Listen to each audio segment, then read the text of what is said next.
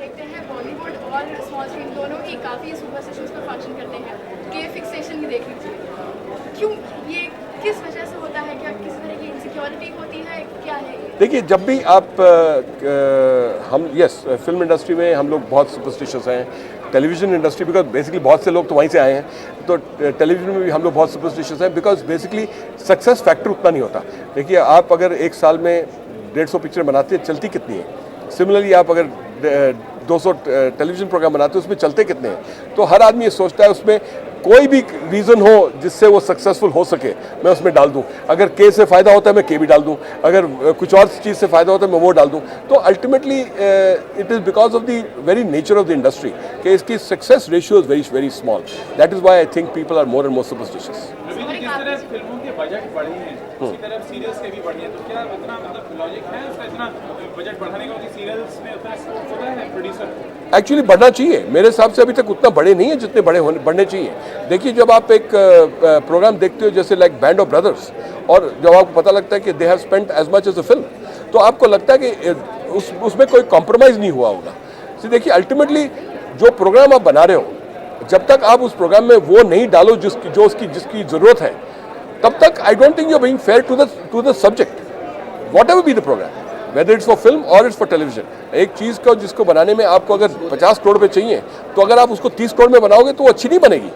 तो that is why I think it should go up much more than it is gone up. It is basically अभी भी we are still very much in the nascent stage as far as television is concern. We must make it better. अभी भी देखिए, हम literally कल programme आ रहा है और आज बना रहे हैं। एक्चुअली वहाँ पे इन अमेरिका जो प्रोग्राम आता है वो एक साल पहले बनाते हैं, उसको चेक करते हैं, हर at least they have a bank of 50 to 100 episode, so that ये प्रॉब्लम ही कभी ना हो कि आप एपिसोड रेडी नहीं है तो आप भेज रहे हो, जो भी रेडी है भेज देते हो। ये कभी होना ही नहीं चाहिए, मगर अभी तक we have not reach that situation yet.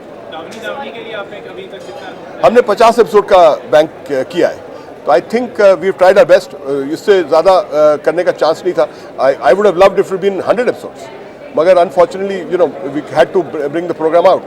But even then we have waited for 50 episodes. Actually 2 महीने पहले आने वाले थे, मगर हमारे 50 एपिसोड रेडी नहीं हुए थे, तो हमने सारा को कहा कि भाई वी आर नॉट हैप्पी है। अगर आप 50 से कम करोगे तो क्या प्रेशर हम पे बहुत ज़्यादा पड़ जाता है।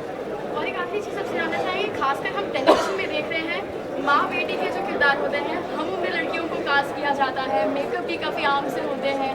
ये क्या हम असली ज़िंदगी से थोड़ा दूर जा रहे हैं? ये गलत है। ये जो बात हो रही है, आप जो कह रहे हैं, बिल्कुल गलत है।